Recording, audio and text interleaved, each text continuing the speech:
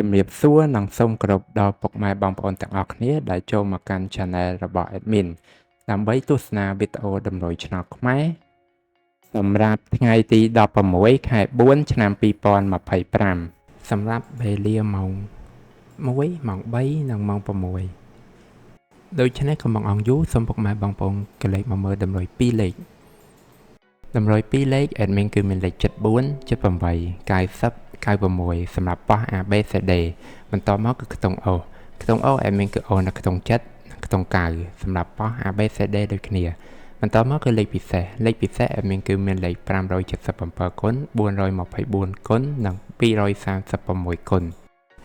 ដែលលេខទាំងអស់នេះសុទ្ធសឹងតែជាលេខដែលមានសង្ឃឹមថានឹងចេញខ្ពស់សម្រាប់ថ្ងៃនេះអរគុណពុកម៉ែបងប្អូនទាំងអស់គ្នាដែលបានទស្សនាវីដេអូនេះពីដើមរហូតដល់ចប់ក៏ជូនពរពុកម៉ែបងប្អូនទាំងអស់គ្នាធ្វើការសងសំណាននៅថ្ងៃថ្មី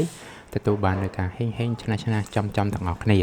ជាចុងក្រោយ Admin សូមពុកម៉ែបងប្អូនជួយ Like Subscribe និង Share ដើម្បីជាកម្លាំងចិត្តដល់ Admin ផងនិងដើម្បីពុកម៉ែបងប្អូនទាំងអស់គ្នាទទួលបាននូវវីដេអូថ្មីបានឆាប់រហ័សផងដែរដូច្នេះ Admin សូមជម្រាបលានិងជួបគ្នានៅវីដេអូក្រោយ